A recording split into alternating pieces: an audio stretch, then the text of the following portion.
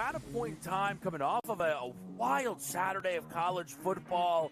People are consistently peeking over at this board. He actually would not be my number one overall pick, nor would I bet him to be the number one overall pick. I think you got that next wave of NFL players, which is so enticing, which when you see Jaden Daniels come into the NFL and you go, I can get something like that with a guy with just as good an arm. Pro Football Today, only on SportsGrid. Anyone that's been to a sporting event, the atmosphere before a game, I think Game Time Decisions has that same exact atmosphere. This is our arena.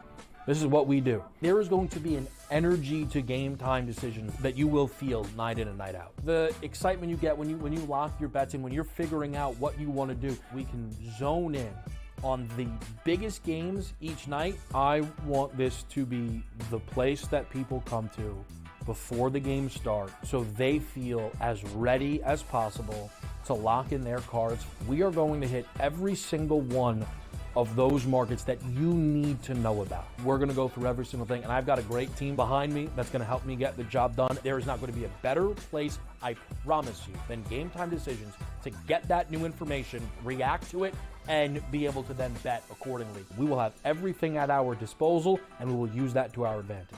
I'm Kevin Walsh. Tune into Game Time Decisions from 6 to 8 p.m. Eastern on SportsGrid. I think the Washington Commanders are one of the best bets to win it all, or at the very least win the NFC. Their offensive line, I do want to say one thing. It's very average. The coaching is good.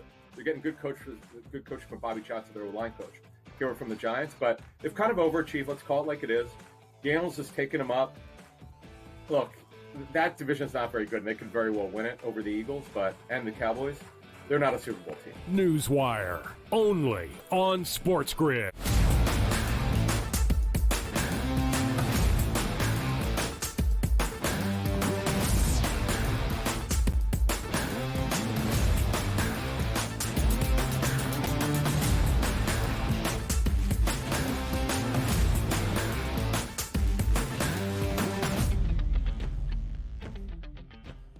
Hour number 3 of the early line. My Dubsy, hour number 3. Where did the first 2 hours go? The energy was high. The information was tremendous. We're covering every single angle to get the people ready on hump day. And the vibes for hour number 3 certainly will stay immaculate. Donnie, I'm about to ask production if I can sit on for a couple more hours. Out of all these big topics that are trending in the sports world that we've jumped into, the one between NSYNC and the Backstreet Boys during the break there, that's going to be the top of mind. So what a Wednesday we have on tap. And what a time it is, Donnie. You know, it was only a couple of weeks ago, dog days of summer, playoff baseball. We got playoffs in the NFL. We got head coaches getting the boot there yesterday. It's a great time to be alive.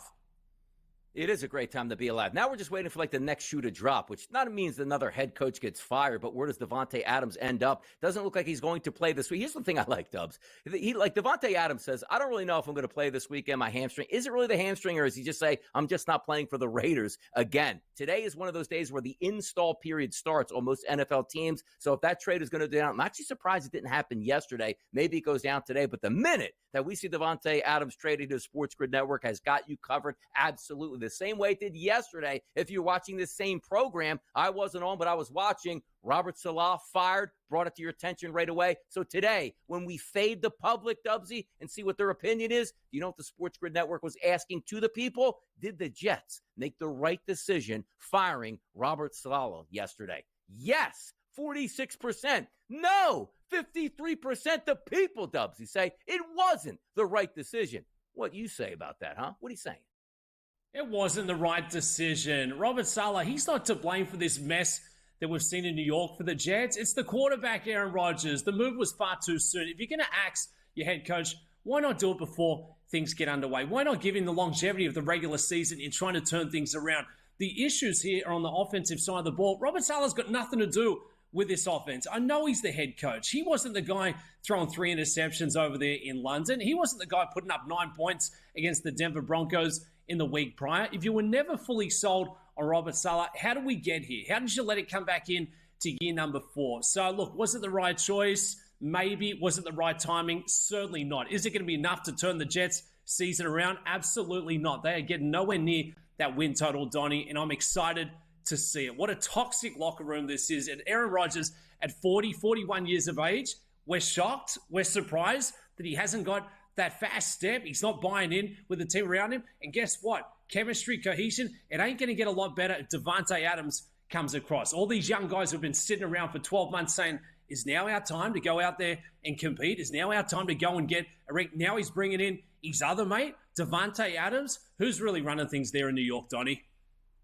Correct. That's the issue. It's always been Aaron Rodgers, and now we're led to believe that the owner talked to him before he actually made a move to fire the head coach without saying to Aaron Rodgers that he was doing so. Don't believe it at all. But here's the thing we love. We are certainly a social media show that checks in. So we did ask the people, and a couple hundred votes came in, which is great. But I always like the responses here. And one of those responses by Biggie Smalls, no, not the actual Notorious B.I.G. He's probably not alive on an island somewhere. Biggie Smalls says Joe Douglas should have went out the door with him. And Anthony said they made the wrong decision signing that kook Rodgers, who is cooked. So a lot now. Here's the thing you like, though, Dubsy, right? You can get away with sometimes blaming everybody else. But when Robert Saleh is now gone, it's your offensive coordinator, it's your football team, Aaron Rodgers. There are no more pointing the fingers. They all now start to point at you. So how do we feel with the Jets moving forward?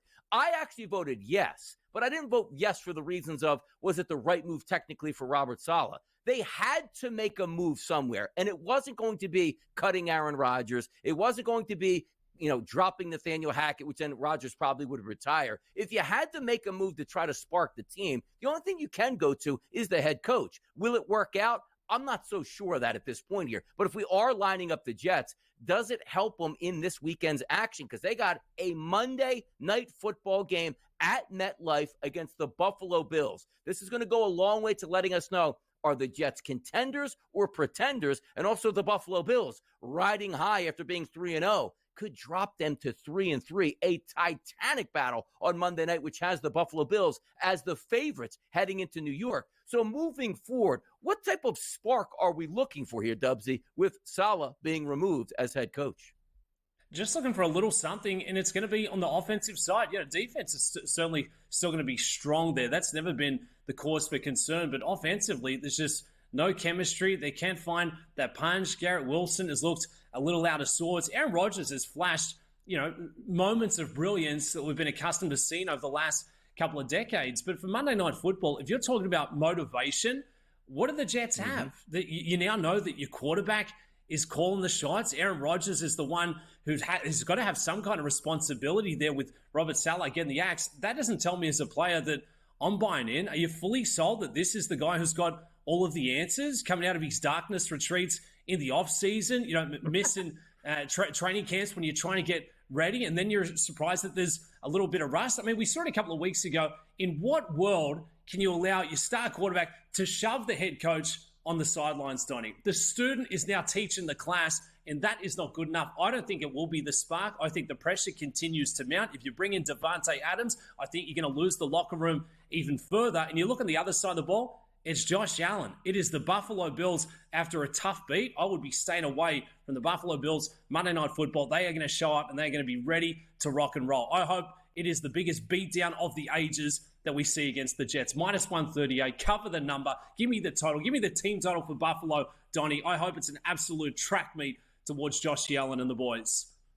Saleh was a great defensive coordinator out there for the 49ers and absolutely deserved to get that Jets job. Now he's ousted here, and we did have a statement from Robert Saleh. Adam Schefter tweeted it out. You ready to get those reading glasses on? Statement from Robert Saleh to the Jets organization. I am grateful to have the opportunity to work with so many incredible people. I will always be appreciative of the love and support from everybody at One Jets Drive. To all the players I truly love and appreciate every single one of you, the character of men in the locker room made coaching you guys the ultimate privilege. Through all the ups and downs, each and every one of you showed up every day and attacked every moment. To my fellow coaches and staff, it's been an honor to work with all of you. Every one of you were all in and made sacrifices for one another that will not be forgotten. I wish you all the very best of luck for the remainder of the season. And to the most passionate fan base in the NFL, thank you for embracing my family. It's been a pleasure calling New York our home, and we'll forever appreciate all the memories that were created here. With love and regard, all gas, no break. He's out the door. The Jets now are Aaron Rodgers' team. It's official, and we're looking to see how they finish this season. We talked about that game coming up on Monday Night Football. Can they make the playoffs around underdog, Dubsy, at a plus 112 price to win that AFC East and rebound? They're going to have to win that game Monday night. That's going to change those numbers, but right now they sit at a plus 350. If we're looking at just the AFC East,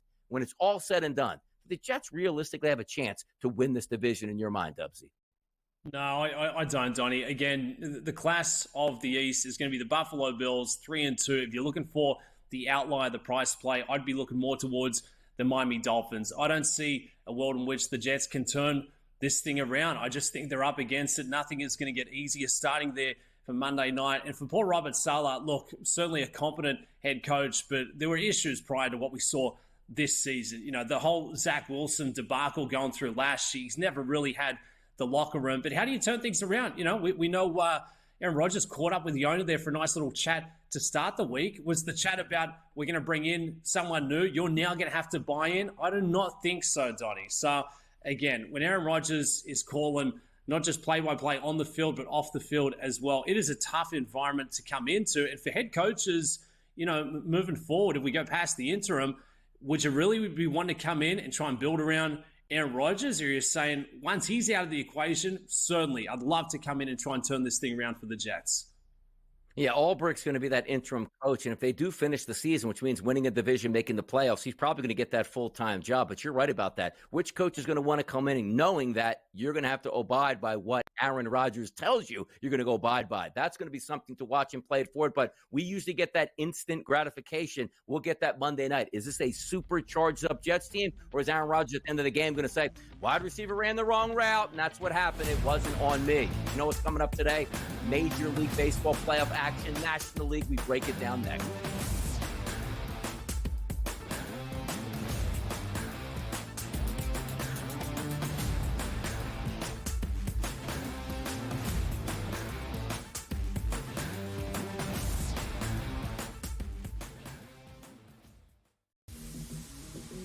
We're at a point in time coming off of a wild Saturday of college football. People are consistently peeking over at this board. He actually would not be my number one overall pick, nor would I bet him to be the number one overall pick. I think you got that next wave of NFL players, which is so enticing, which when you see Jaden Daniels come into the NFL and you go, I can get something like that with a guy with just as good an arm. Pro Football Today, only on SportsGrid. Anyone that's been to a sporting event, the atmosphere before a game, I think Game Time Decisions has that same exact atmosphere. This is our arena. This is what we do. There is going to be an energy to Game Time Decisions that you will feel night in and night out. The excitement you get when you lock your bets in, when you're figuring out what you want to do, we can zone in on the biggest games each night. I want this to be the place that people come to before the games start so they feel as ready as possible to lock in their cards. We are going to hit every single one of those markets that you need to know about. We're going to go through every single thing, and I've got a great team behind me that's going to help me get the job done. There is not going to be a better place, I promise you, than Game Time Decisions to get that new information, react to it, and be able to then bet accordingly. We will have everything at our disposal, and we will use that to our advantage. I'm Kevin Walsh. Tune into Game Time Decisions from 6 to 8 p.m. Eastern on SportsGrid. I think the Washington Commanders are one of the best bets to win it all, or at the very least win the NFC. Their offensive line, I do want to say one thing. It's very average. The coaching is good. They're getting good coaching from Bobby Johnson, their line coach, here from the Giants. But they've kind of overachieved. Let's call it like it is. Daniels has taken them up. Look, that division's not very good, and they could very well win it over the Eagles and the Cowboys. They're not a Super Bowl team. Newswire, only on SportsGrid.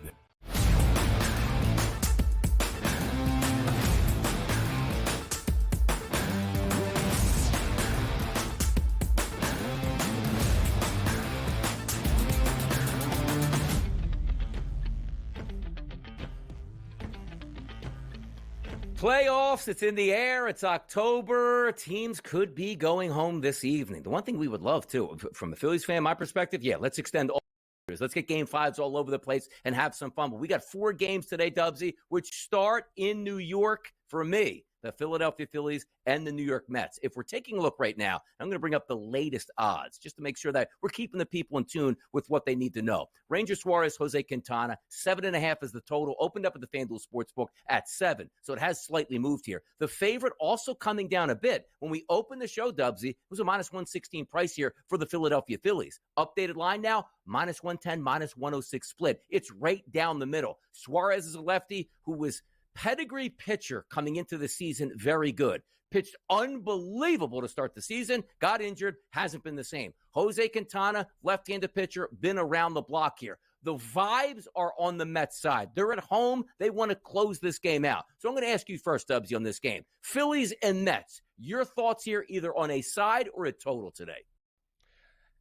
I'm going to go with the Phillies in this spot, Donnie. I think it's a little get-right spot for them. They keep the series alive, and I would also correlate that into the series betting. If the Phillies win this game, a really good chance back in their ballpark for Game 5. Ranger Suarez has shown plenty of upside. We saw it there to start the season. Cy Young caliber, sort of tapered off, hasn't really had command or control like we saw in the early part of the regular season. But I do think with that ceiling, it's pretty high for tonight's game. But he will not have much room for error. If he's not performing, third inning, fourth inning, might be hooked there. And as you call it, Donnie, a bit of a kitchen sink game. So the bullpen's going to have to rally in this one. But I think the Phillies in a big spot. You look at what the Mets have been doing. Pete Alonso, fantastic again last night. He's been scoring. He's been seeing it well at a high clip. The offense does scare me for the Mets. They can line up a game at any given time. But I do think the Phillies just find a way in this one. I'm banking on Ranger Suarez to be the version that we saw going back 6 months, not so much from what we have seen leading up to October baseball. So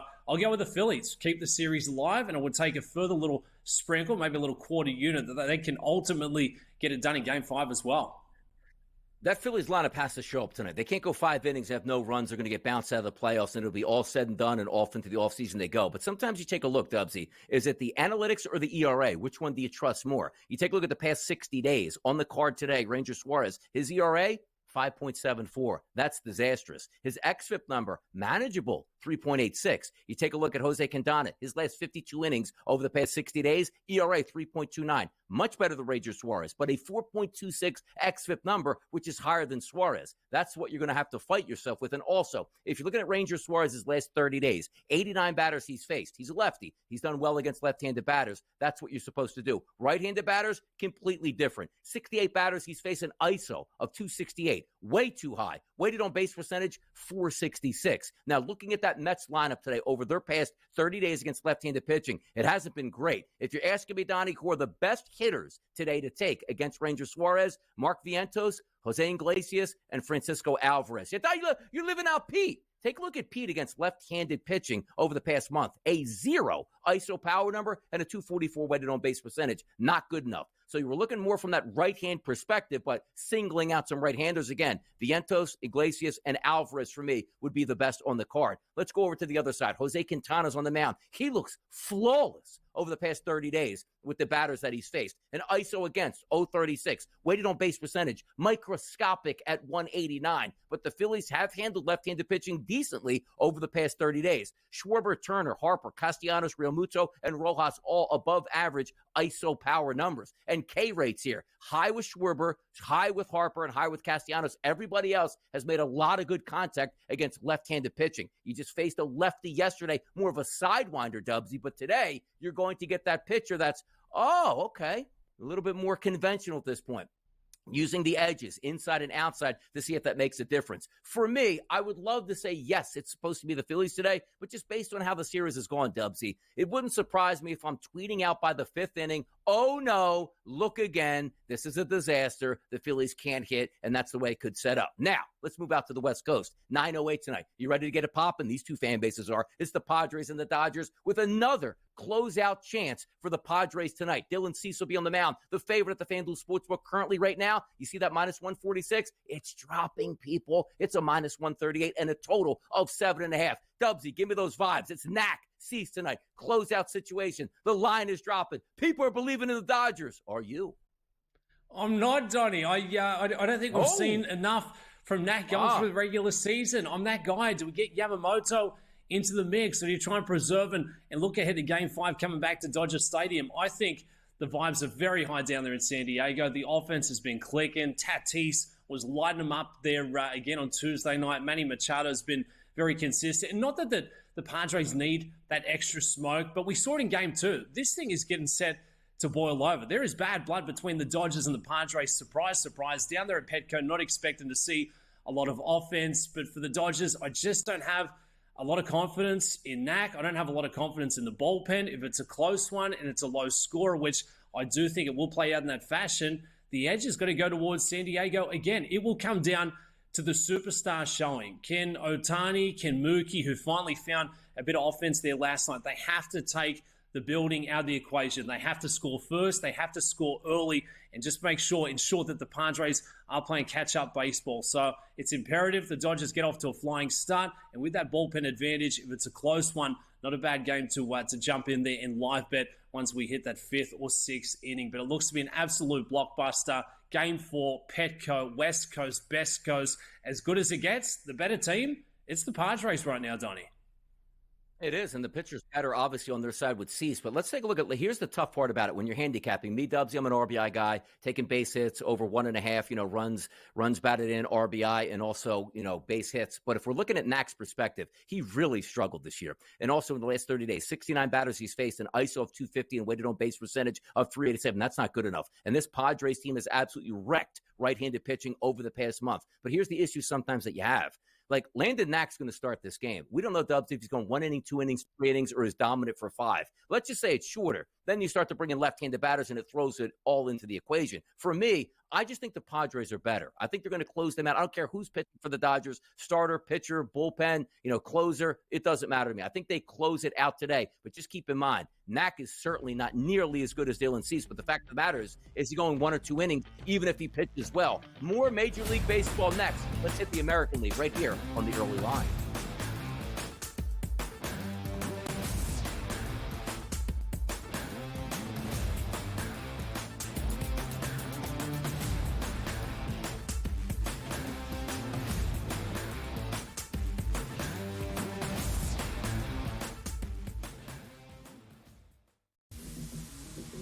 We're at a point in time coming off of a wild Saturday of college football. People are consistently peeking over at this board. He actually would not be my number 1 overall pick, nor would I bet him to be the number 1 overall pick. I think you got that next wave of NFL players, which is so enticing, which when you see Jaden Daniels come into the NFL and you go, I can get something like that with a guy with just as good an arm. Pro Football Today, only on SportsGrid. Anyone that's been to a sporting event, the atmosphere before a game, I think Game Time Decisions has that same exact atmosphere. This is our arena.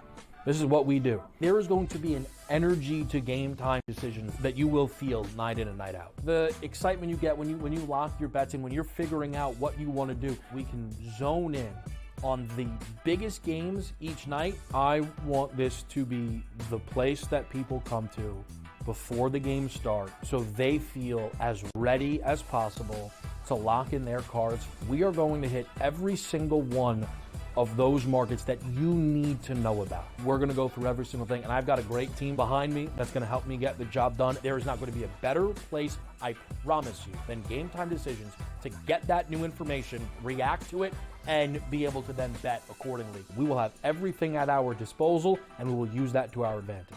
I'm Kevin Walsh. Tune into Game Time Decisions from 6 to 8 p.m. Eastern on SportsGrid. I think the Washington Commanders are one of the best bets to win it all, or at the very least win the NFC. Their offensive line, I do want to say one thing. It's very average. The coaching is good. They're getting good coaching from Bobby Johnson, their line coach, here from the Giants. But they've kind of overachieved. Let's call it like it is. Daniels has taken them up. Look, that division's not very good, and they could very well win it over the Eagles and the Cowboys. They're not a Super Bowl team. Newswire, only on SportsGrid.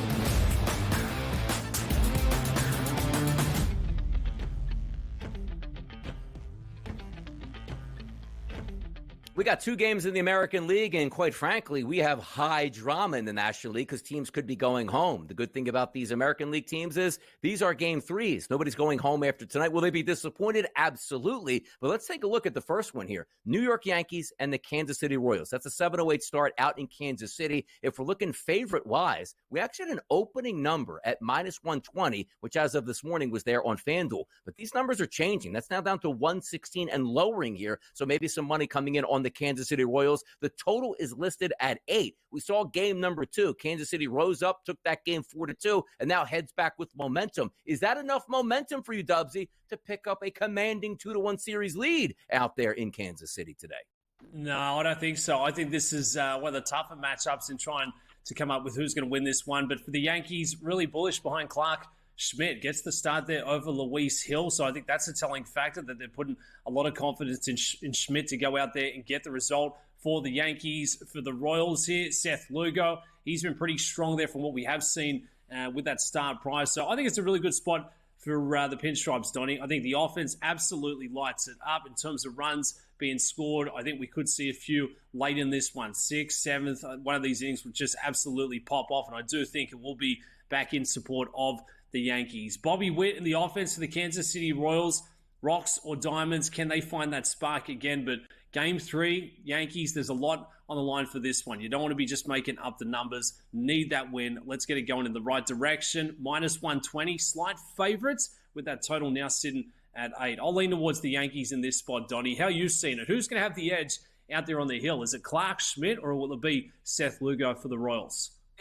It actually should be Seth Lugo, and also you need your MVP players to step up. Like Aaron Judge, wake up, man. Put a couple balls in the seats. Let's get after it here, because if we're looking for the past 60 days, Seth Lugo, 51 innings pitched, a 3.88 ERA, which is okay, but a 3.57 xFIP, which is very manageable. You look at Clark Schmidt, only 24 2/3 innings pitched over the past 60 days, a 3.65 ERA, which is solid, but a 4.36 xFIP number. But if we are taking it off of that analytical number and saying, okay, Clark Schmidt, right-handed pitcher, where has he struggled over the past month? It's the left-handed batters. A 186 ISO, which isn't terrible, and a weighted on-base percentage that is a little bit elevated at 361. You look at the lineup tonight coming into it for Kansas City, and look at this. Massey's got good numbers against right-handed pitching over the past month. Bobby Witt Jr. does, as well as Kyle Isbell. The rest of that lineup, Dubsy, you take a look at Vinny Pasquantino, a 0 ISO power number. Salvador Perez, 069. Gurriel, 056. Melendez, 108. Pham, 109. Garcia, 057. So if you are Clark and can come into this ball game and say, you know what, let me just give an honest pitching performance, you should be able to navigate that lineup. Now let's flip it over to Seth Lugo, who's out there with a 104 ISO against and a weighted on base percentage of 247 over the past 102 batters he's faced over the past month. It's up to the top 3 guys. Gleyber Torres, Juan Soto, and Aaron Judge all have very good numbers against right-handed pitching over the past month. If they don't succeed tonight, it's going to be a Royals night, and they're going to put the Yankees on the precipice of a very disappointing exit here in the American League playoffs. Let's flip it over to the opposite side, Cleveland and Detroit. Hey, man, let's get hyped up for this one. 3:08 afternoon start, people. You can win money before dinner and before you get home from work. Cleveland comes into this game, opened up at FanDuel, -112 price. You know where that sits right now? -106 for Cleveland, and a total that's listed at 7. Cobb on the mound for Cleveland. Montero on the mound here for Detroit. You'll probably get an opener and an all-hands-on-deck game for those Tigers, Dubsy. Which way you leaning? Guardians and the Tigers. It's got to be the Tigers. Detroit, they're filling this spot. It's going to be the first playoff game they've hosted since 2014. It's tough to know what you're really going to get. It looks like it's going to be nothing but chaos going over the next couple of days there against Cleveland. It was 3-0 in Game 2 back in their ballpark with a really good chance to take Game 3, go 2-1 up there in the series. I like the Tigers. I think they're riding high, got a bit of momentum at this spot. Alex Cobb for the Guardians, he's certainly going to bring that stuff in terms of being a high scorer. Probably not for this one, Donnie. I think it could be a real arm wrestle, a bit of a scrap heap, if you know what I'm saying, but really tough trying to get a gauge in which way to play it. And obviously the odds makers are telling us the same thing. I'll go with being in the home ballpark, Detroit Tigers. That is going to be the deciding factor in what looks to be a very, very close matchup. And can that bullpen hold up for Detroit? Because, again, the anomaly of playing in the postseason is like, hey, we got 2 to 3 really good starters, Dubs, who we can rely on. That's not the case with Detroit. They're telling you, we have one starter who might be the best in baseball, and behind him, we're just going to throw a mix-match hodgepodge of people as you go through. Montero's probably going to be the longer relief guy when you're probably going to have an opener today. He's got average numbers. And if we take a look at the opposite side, Alex Cobb, no statistics there over the past 30 days, so good luck guessing on that one. For me, you probably would just lean towards the home team, which would be the Tigers, with this one by far the toughest one for me to gauge. Dubsy put in work over the first 2.5 hours. Joe Lisi steps up next. Make sure you keep the dial right here on the SportsGrid Network.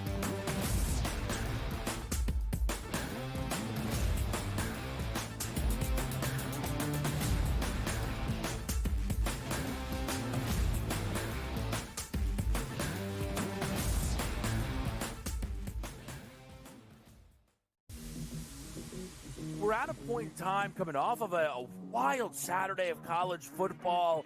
People are consistently peeking over at this board. He actually would not be my number one overall pick, nor would I bet him to be the number one overall pick. I think you got that next wave of NFL players, which is so enticing, which when you see Jaden Daniels come into the NFL and you go, I can get something like that with a guy with just as good an arm. Pro Football Today, only on SportsGrid.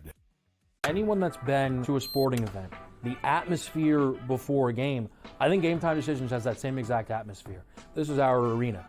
This is what we do. There is going to be an energy to Game Time Decisions that you will feel night in and night out. The excitement you get when you lock your bets in, when you're figuring out what you want to do, we can zone in on the biggest games each night. I want this to be the place that people come to before the games start so they feel as ready as possible to lock in their cards. We are going to hit every single one of those markets that you need to know about. We're going to go through every single thing, and I've got a great team behind me that's going to help me get the job done. There is not going to be a better place, I promise you, than Game Time Decisions to get that new information, react to it, and be able to then bet accordingly. We will have everything at our disposal, and we will use that to our advantage. I'm Kevin Walsh. Tune into Game Time Decisions from 6 to 8 p.m. Eastern on SportsGrid. I think the Washington Commanders are one of the best bets to win it all, or at the very least win the NFC. Their offensive line, I do want to say one thing. It's very average. The coaching is good. They're getting good coaching from Bobby Johnson, their line coach. Here from the Giants, but they've kind of overachieved. Let's call it like it is. Daniels has taken them up. Look, that division's not very good, and they could very well win it over the Eagles, and the Cowboys. They're not a Super Bowl team. Newswire, only on SportsGrid.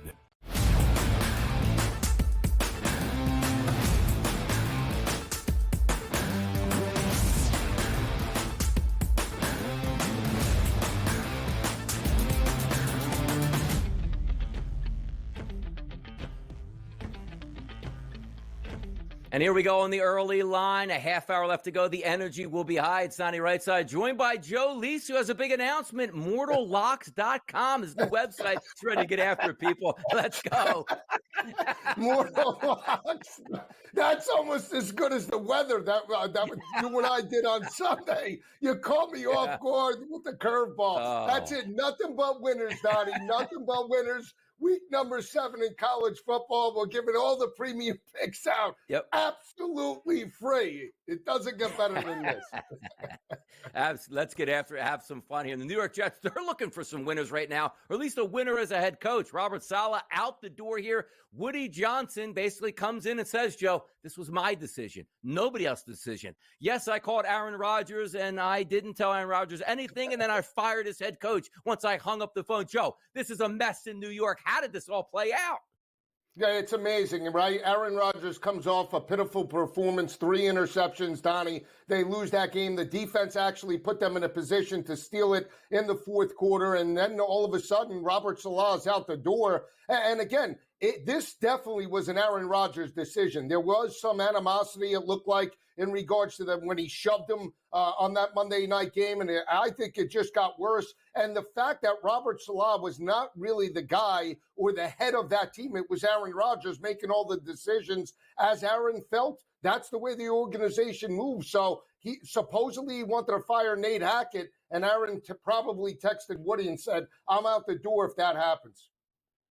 Let's move, because the interesting part about it, Joe, it's not like, hey, man, our defense is a sieve. We got to get rid of the guy who's running the defense. We got to bring in a different defensive coordinator. The defense has always been good in New York. The problem has been the offense here, and the problem this year on offense, it's actually Aaron Rodgers. We sat there on Pro Football Today watching that game live from London and just really baffled at what we were getting out of Rodgers, and the joke continues to write itself where it's, look, we always said the New York Jets, if they can just get average quarterback play, would be a good football team. Aaron Rodgers has been below average and costing them football games already to start the season. Like, what changes from the head coach being fired that's actually going to help Aaron Rodgers? Or is the owner basically saying, okay, I'm going to get rid of the head coach. Now, if we don't succeed, I know exactly who I can blame it on next, and that's Aaron Rodgers.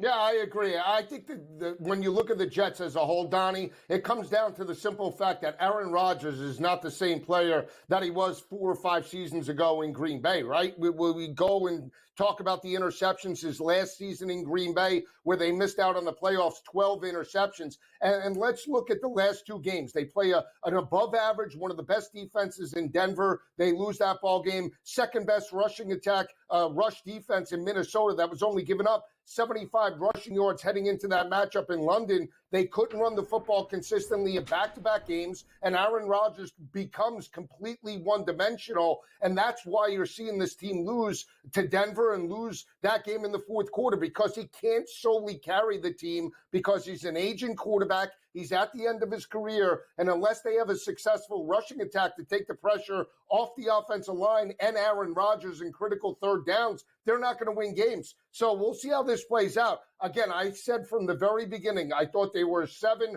or an 8-win football team. I was never buying in to this team going over the 9.5 wins or being a contender in the AFC. I'm not backing down now, Donnie. No, and you shouldn't back down, because you're also looking at the prognosis of Aaron Rodgers as an aging quarterback and then got banged up once again on his ankle. It's not going to get any better throughout the season. Hopefully that running game can start to sustain. But let's look at the big-time optics here. The win total sitting at 8.5 games, which means 9-8 would still give him a winning record and a chance to get into the playoffs. And the playoff number now used to be a minus money number, Joe. Now we're the dog price of plus 112. Factoring into all of this, is there any help on the way, such as a Davante Adams? Like, if I told you today, hey, Joe, by tomorrow, Davante Adams is going to be a Jet, does that change your outlook, or is this thing already broken beyond repair? Yeah, it doesn't change my outlook, because here's the factor, right? The defense was one of the top in regards to the AFC and all of the NFL, right? Do they regress now? I mean, you can't say the continuity is going to be there on the defensive side of the ball with Robert Salah out the door. He was the architect of that defense. Now with him removed, do players start checking out if the offense doesn't come through? And just because Davante Adams, let's say, comes through that facility, that doesn't mean the defense is going to play at an elite level and then everything's just going to turn around. That is the concern right now, is that if they lose against Buffalo, they lose their next game. Now all of a sudden they're 2-5. That defense will check out the way they did at the end of the regular season last year. And it happened with Denver with Russell Wilson. They checked out. So that's the concern for me. I would stay away from this team unless you have a preseason bet where you want to double down. I would never jump into this team midseason. We love storylines, Joe. We're getting a great one now in New York, which basically it's Aaron Rodgers' team, and yes, it's going to be him that's going to have to turn it around. And usually they're going to bury a game at 1 o'clock. Like, no, we get prime time football. Monday night, the boys will be live in studio to break this one down. But let's get a sort of a preview of this. The Buffalo Bills are going to take on the New York Jets. The Buffalo Bills are the favorites here. The total, 40.5. Now, the Jets at a crossroads on their season because they're not playing good football, and they fired their head coach. The Buffalo Bills, Joe, riding high 3-0, now find themselves after back-to-back losses in need of a win, and this win could go a long way in that division. Give me a quick look here. Buffalo and New York Monday night, your expectations. Well, I lean to Buffalo because Josh Allen hasn't looked good in back-to-back games. I believe more in Josh Allen and Buffalo rebounding even on the road. They're a 2.5-point favorite. I think they can move the football enough to grind out at least a 3-4-point victory over Aaron Rodgers and the New York Jets. I will say this, if we're looking New York, Donnie, in regards to how you attack Buffalo, you got to run the football. Derrick Henry pounded the rock for $1.99 on them, right? Cam Akers had success. C.J. Stroud worked off of play action, hit some big plays. Breece Hall, Braylon Allen have to be a main component of this offense. I think in regards to this Monday night game, I would take a shot on over 40.5. I think it's cheap enough where Monday night we could get through that total somehow, some way. But the Jets have to run the football. If they can't, they're going to lose this ball game by double digits again. Also coming into this, Josh Allen, some people were saying like they thought he had a concussion watching that football game. He said no, he got checked out quick and comes back into it. He needs a rebound performance. But the reason why also 42.5 drops to 40.5. Look, the Jets, like I think the opposite, because when you look at a player that's like, well, I wasn't included in this decision, which I think, wink, wink, we know he probably was. But now all eyes are on Aaron Rodgers. Does this mean like he's going to check footballs down? He's going to hand it off? Like, no, he knows he's going to be in prime time against the Bills. And what looks better for Aaron Rodgers? Well, I went 11 for 19 passing the football. We kept it on the ground and won 17-14. Or, look, I'm not the issue here. 26 of 34, 290-plus yards, 3 touchdown passes. Yes, I'm the king of New York, and watch me grind, because Robert Saleh was the reason why we weren't winning football games. But, Joe, let me ask you this. The Bills are the favorites to win that division at a minus 230 price. The Jets at plus 350, the Dolphins at 6-1. Are you buying the Dolphins, Jets, or Bills here? What are you doing? I mean, if you tell me Tua is coming back in the next 2 games, then I would take a shot on Miami because of those playmakers, right? But if he's not in that lineup, there's no way I'm backing Huntley and Mike McDaniel in terms of that situation. That would be the only team I would back. I don't back the Jets. Again, I think they're a train wreck right now heading into week number 6. But again, Miami would have value if you can tell me that Tua is definitely coming back. And I don't mean late November. I mean, if you could tell me he's coming back before Halloween, I would buy into the Miami Dolphins at a 6-1 price just because of value. Yeah, it is. It's fun to take a look at, because that's the one team that, you know, when Tua gets back, they're going to start to move the football again. And you might say to yourself at home, like, man, they beat the Patriots. Who cares? That was a huge win for the Miami Dolphins because they try to stay level. And also, if nobody's running away with that division, the longer you can wait out and get a healthy Tua back, if he does come back, certainly is going to be to your advantage. And a 6-1 price, Joe, not to win the AFC, to win their own division, where they might only be a game or 2 back by the time he gets there. That could be something that could be a lot of fun to watch.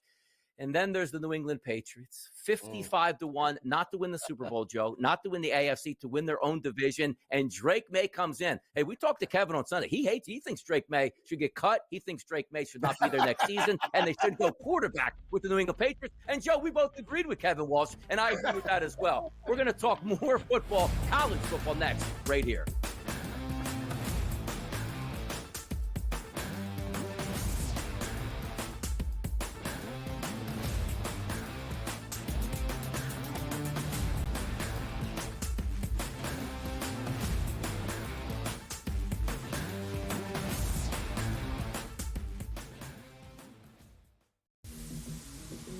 We're at a point in time coming off of a wild Saturday of college football.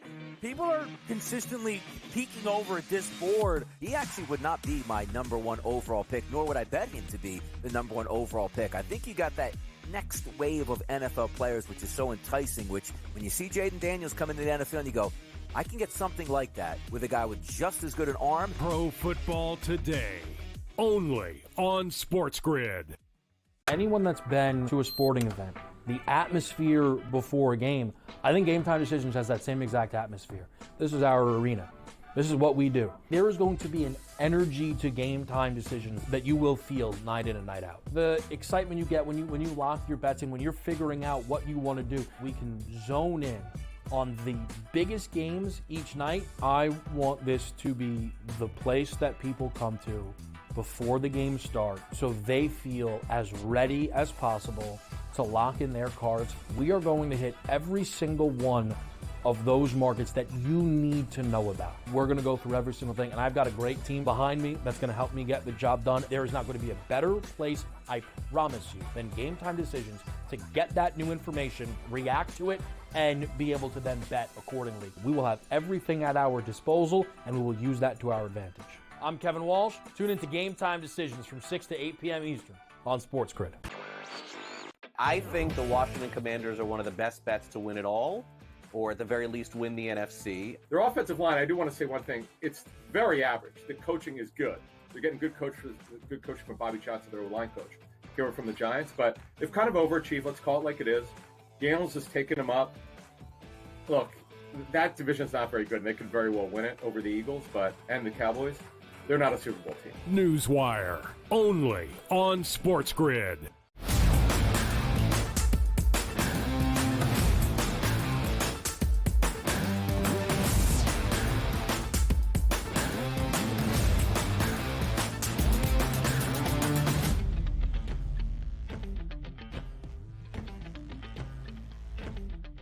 Joe Lisi, Donnie, right side here. Let's flip it over from the NFL. Spirited conversations right over to college football, which leads with the Heisman Trophy. And I got a press release, Joe. Do you know there's new ways to win the Heisman Trophy? Do you know what those new ways are? And if you don't, I'm going to tell you right now. Apparently, the less yards you get, the less usage you have, the least touchdowns drives you to the top of the standings here, Joe. Do you agree with that take on the Heisman Trophy means less statistics, not more statistics? Right, so like 5 carries, 240 yards, and 24 yards per rush would get you. That's a wow factor as opposed to like 40 carries, 384, right? You got to be talking about Austin Gentry that rushed for what, $163 on 13 carries, and they took him out in the second half, Donnie. That's what I think you're talking about. Jaden Daniels wouldn't have been happy with that. Let the guy, Georgia State, let him spin, man. Let me spin for 6+, couple rushing touchdowns. Let's get to New York City. Now, let's talk Heisman Trophy odds because GT is the favorite at +240, and rightfully he probably should be because nobody has that undefeated mark across the board unless Cam Ward, which we're going to bring into the equation, but the Milrose of the world, right? You're saying, like, okay, if they're undefeated, I take the best player from the best team, ranked number 1, and that's the way you do it. But GT has a legitimate chance to win this. Travis Hunter at a +320 price. Milroe, 9-1. Gabriel 14-1, Beck 14-1, Dart 16-1. I mean, you got a lot of guys lined up in the equation with a legitimate chance to win it. But let's start at the top of the leaderboard with Ginty. What has to happen the rest of this season for him to go to New York and win that Heisman Trophy?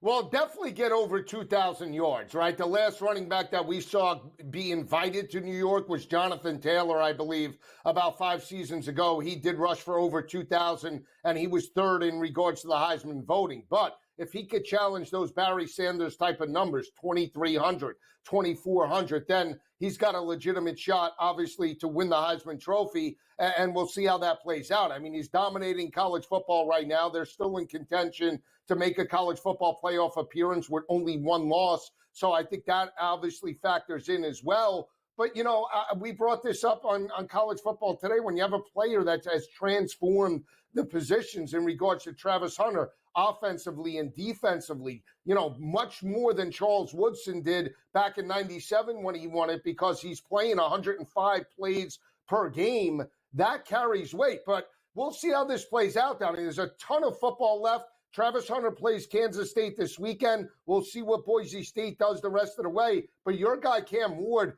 I mean, if it wasn't for Cam Ward, the Hurricanes would not be undefeated heading into week number 7. So he's deserving of being there. The 2 guys that I look to, 18-1, Quinn Ewers. Why? Because he faces a top 25 opponent in Oklahoma and then does have Georgia on deck. He balls out over the next 2-3 weeks of the regular season. He's probably going to be 6 or 7-1. And then you talk about Cade Klubnik. If he can continue to put up numbers, right? He's not a household name, but he's got 12 touchdowns, 2 interceptions, and Clemson steamrolls everybody and faces off with Miami. Klubnik's going to be involved in the conversation. Yeah, he is going to be involved in the conversation. Also, keep in mind, similar to the NFL, like we don't decide the MVP when the Super Bowl happens. Like, of course, the guy who won the Super Bowl is going to be the regular season MVP. When the regular season ends, that stops, which is why I think it's so intriguing where Cam Ward at that +450 price. Joe, there's a legitimate chance. Now, granted, if you're going to keep on having that high wire act, meaning to pull games out in miracle fashion, eventually you're going to lose a game. But if Miami goes undefeated in the regular season, wins the down ACC championship, that's going to go a long way to say, how can't we give this guy the award? But I do think GT should be the leader in the clubhouse. I just wish you leave no doubt out here. Like Barry Sanders in that season, magical. Did you know Barry Sanders' average carries per game, Joe? 31. The last running back to win the Heisman Trophy, you know that was? Yeah, Alabama superstar running back who turned into the NFL, Derrick Henry. He averaged 26 carries per game in the SEC. The reason I bring that up, You know who averages less than that? Gene T, 19 carries a game. Let the boy eat. Let him win the Heisman at that point because he's been phenomenal. As you say, 95 carries, over 1,000 yards, 16 touchdowns. Put those statistics into the stratosphere and leave no doubt. Now, when we talk about college football, here's what I love, Joe. I'm going to preface this by saying it. Ohio State, Oregon. Each one of these teams is unbeaten. You love to say it. Do you know what would be terrible for college football? If these two top teams suffered a loss in this game, because somebody's going to have to lose, and their season would be over. But you know what, Joe? One of these teams is going to lose. They're still going to wake up the next day with a great shot to win the national championship and make the college football playoff. But I'm asking you, 3.5-point favorite Ohio State rolls into one of the best home field advantages in all of college football. Can Howard come away with a victory under the helm at Ohio State, or is it Dylan Gabriel time?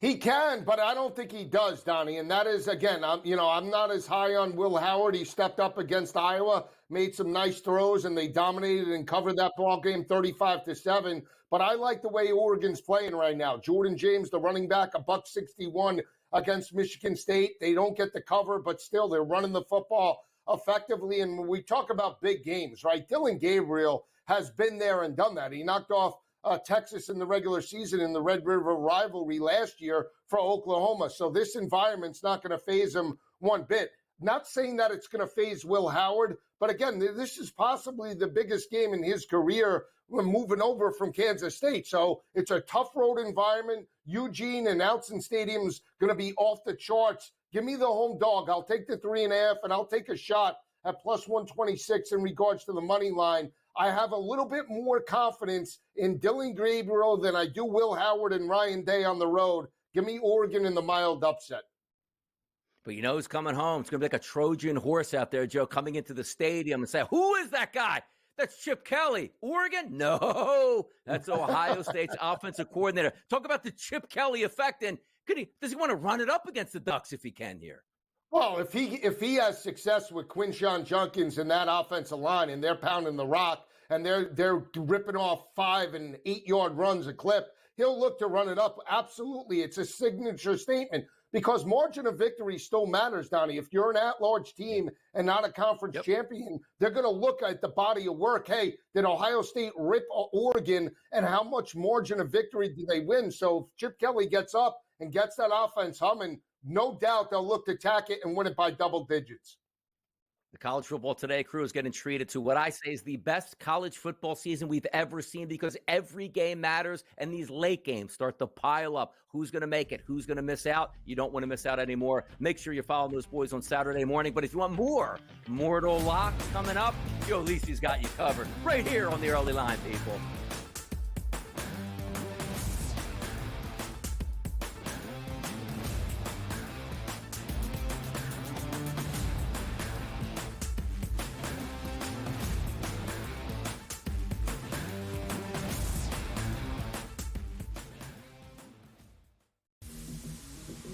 We're at a point in time coming off of a wild Saturday of college football.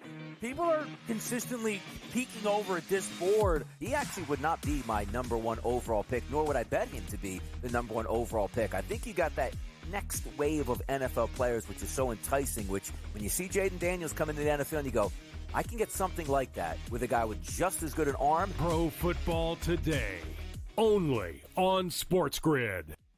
Anyone that's been to a sporting event, the atmosphere before a game, I think Game Time Decisions has that same exact atmosphere. This is our arena. This is what we do. There is going to be an energy to Game Time Decisions that you will feel night in and night out. The excitement you get when you lock your bets in, when you're figuring out what you want to do, we can zone in on the biggest games each night. I want this to be the place that people come to before the games start so they feel as ready as possible to lock in their cards. We are going to hit every single one of those markets that you need to know about. We're going to go through every single thing, and I've got a great team behind me that's going to help me get the job done. There is not going to be a better place, I promise you, than Game Time Decisions to get that new information, react to it, and be able to then bet accordingly. We will have everything at our disposal, and we will use that to our advantage. I'm Kevin Walsh. Tune into Game Time Decisions from 6 to 8 p.m. Eastern on SportsGrid. I think the Washington Commanders are one of the best bets to win it all, or at the very least win the NFC. Their offensive line, I do want to say one thing. It's very average. The coaching is good. They're getting good coaching from Bobby Johnson, their line coach, here from the Giants. But they've kind of overachieved. Let's call it like it is. Gales has taken them up. Look, that division's not very good, and they could very well win it over the Eagles, and the Cowboys. They're not a Super Bowl team. Newswire, only on SportsGrid.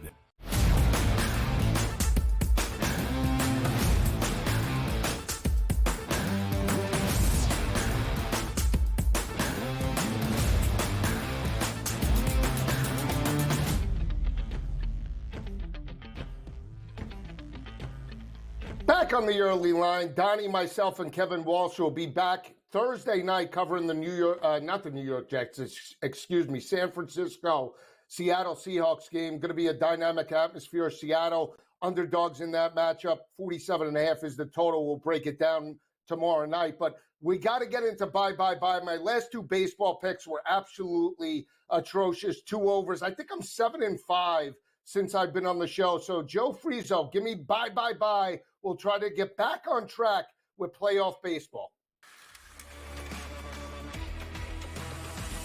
Bye. So yesterday we saw the New York Mets dominate the Phillies. They have a 2-1 lead, 7-2. The game trended over. Both games, actually, Dodgers and Padres did have 11 runs. The Mets and Phillies came out with 9, but the Phillies' backs are against the wall. They lose this matchup tonight in Philadelphia. They are out. Mets will move on to potentially the World Series. We'll see how that plays out, but they hung a 7 total on there. And that's where I'm a little suspicious. I'm always an over player in regards to totals, but the game is on the line. The series is on the line. You might get a lot of pitching, transition. Phillies looking to throw the kitchen sink at the New York Mets to win this matchup. You might get more small ball, bunting, walks, more managerial decisions. So I'm actually inclined to go under the 7-run total with the Phillies and the New York Mets. I typically don't do that. But this type of atmosphere, game number 4, everything on the line, give me under 7. The other pick I'll give you is the Yankees, -115 in regards to the money line on the road in KC. There, it's 1-1. We saw Kansas City win the other night 4-2. If you're the Yankees right now, -115, -120, you have to dominate this series. I don't care that you're on the road. Find a way. The bats have to wake up. Aaron Judge, I'm talking to you. Give me the Yankees -120. Your 2 picks for bye.